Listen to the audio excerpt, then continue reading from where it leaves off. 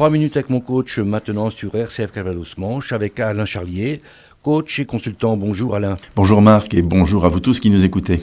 Alors aujourd'hui, vous nous parlez du contre-transfert. De quoi s'agit-il ? Alors vous vous souvenez probablement que nous avons abordé la dernière fois la notion de transfert. Ceci a lieu parfois dans une relation d'aide. La personne aidée est amoureuse ou voudrait être amie de celui qui l'aide, ou au contraire, a une aversion pour celle-ci.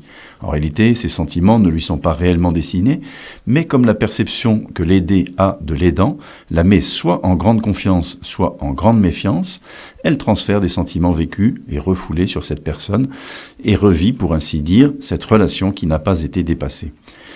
Ceci est d'autant plus possible du fait de la situation problématique vécue par la personne demandeuse d'aide et donc de compréhension, etc., etc.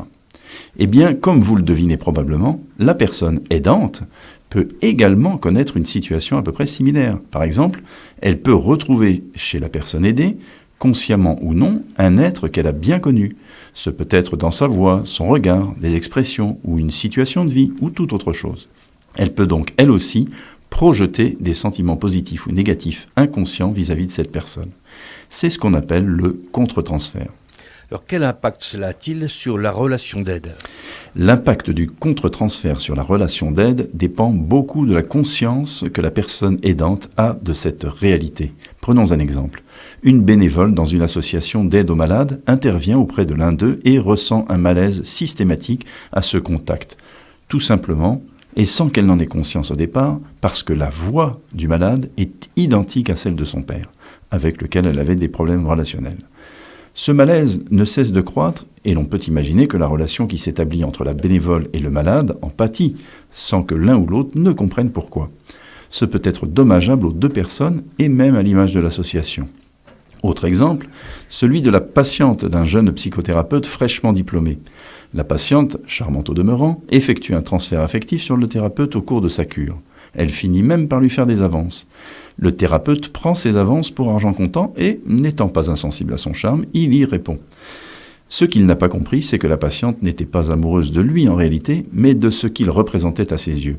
Je vous laisse imaginer les problèmes psychologiques supplémentaires qu'il a fait vivre à sa patiente lorsqu'il a fini, quelques mois plus tard, par comprendre le mécanisme. Que faut-il faire alors ? Eh bien, tout d'abord être conscient de l'existence de cette réalité du transfert et du contre-transfert. Donc, formation. Ensuite, poser le cadre de la relation avec la personne aidée et être vigilant pour la personne que l'on aide et pour soi-même dès lors que les symptômes de transfert ou de contre-transfert apparaissent au niveau des sentiments et des ressentis. Enfin, dès qu'on a le moindre doute sur la qualité de la relation que l'on nourrit avec la personne aidée, renoncer à l'aider soi-même en lui proposant l'aide d'une autre personne.